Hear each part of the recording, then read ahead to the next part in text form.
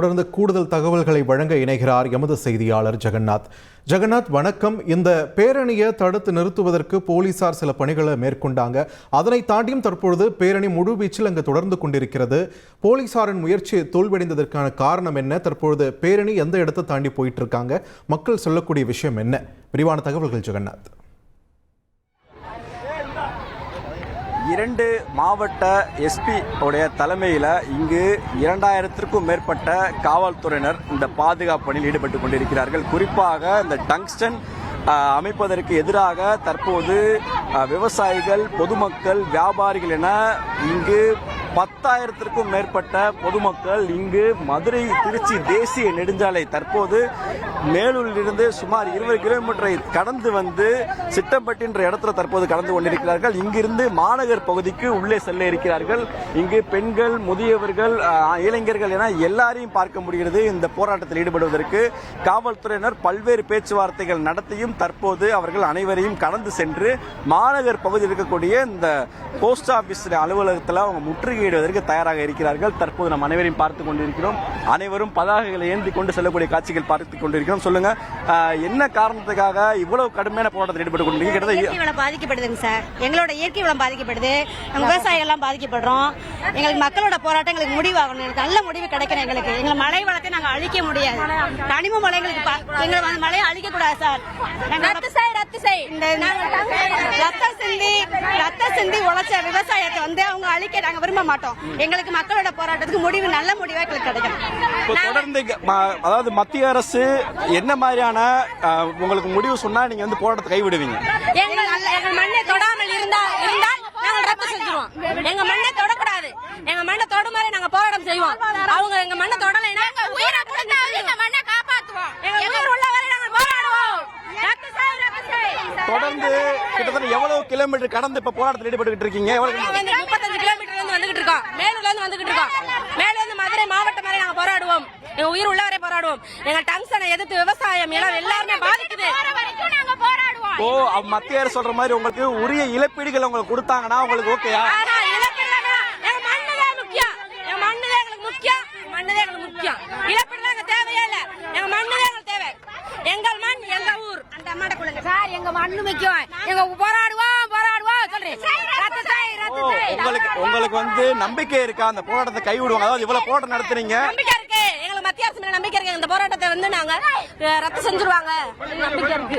நம்பிக்கை இருக்கு.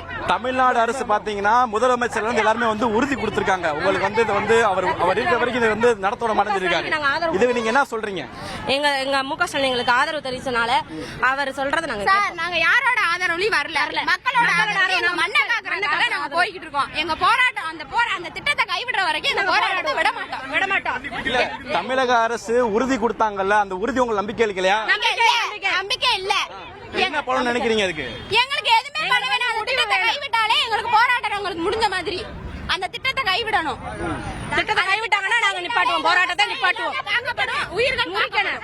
இதனால உங்களோட அன்றாட வாழ்க்கை பாதிக்க ஏற்படுது. அது ஒன்றும் பிரச்சனை இல்லையா? பாதிக்கப்படும் சார். பாதிக்கப்பட்டாலும் நாங்க உயிர் உள்ளவரை போராடுவோம்.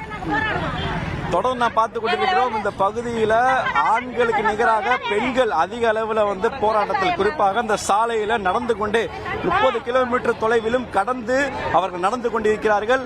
தற்போது அவர்களுக்கு தேவையான தண்ணீர்கள் இங்க வந்து பாத்தீங்கன்னா விநியோகம் செய்யப்பட்டு கொண்டிருக்கிறது. ஏனால் தொடர்ந்து அவர்கள் நடந்து கொண்டிருக்கிறார்கள். மக்கள் கடும் வெயிலின் தாக்கத்தில் கூட அவர்கள் இந்த போராட்டத்தில் நடந்து கொண்டிருக்கிறார்கள். 30 கிலோமீட்டர் தொலைவையும் கடந்து நடந்து கொண்டிருக்கிறார்கள். அவர்கள் நாம் பார்த்து கொண்டிருக்கிறோம். அவர்களுக்கு தண்ணீர் வழங்கி கொண்டிருக்கிறார்கள். இன்னொரு பெண்கள்கிட்ட கேட்கலாம். சொல்லுங்க, இந்த போராட்டத்தை எப்போ நீங்க வந்து கைவிட போறீங்க? எது வரைக்கும் தொடரும் இந்த போராட்டம்? முழுவதுமாக ரத்து செய்யற வரைக்கும் போராட்டம் தொடரும். எக்காரணத்தை கொண்டும் கைவிடுற மாதிரி இல்ல. முழுவதுமா டங்ஸ்டன் சித்தத்தை முழுவதுமா கைவிடணும். தண்ணியா குடிச்சுக்கிட்டே போராடுவா. தண்ணியா குடிச்சுக்கிட்டே போராடுவா. என் நாட்டை விட்டு போக மாட்டோம். ஊரை விட்டு போக மாட்டோம். அவ்வளவு கஷ்டப்பட்டு நாங்க கண்ணீர் விட்டு நாங்க பிள்ளைகளை கஷ்டப்பட்டு படிக்க வச்சு எங்க ஊர்ல இப்ப வந்து எடுக்கணும்னா நாங்க எங்க போவோம்? எங்களுக்கு 28 மருந்து இருக்கு. அந்த மலையில நாங்க உழைச்சு கஞ்சி குடிச்சது. நாங்க சுண்டக்காய் பிடிக்க சாப்பிட்டோம், கீரை பிடிக்க சாப்பிட்டோம், விவசாயம் பண்ணி சாப்பிட்டோம். நாங்க எங்க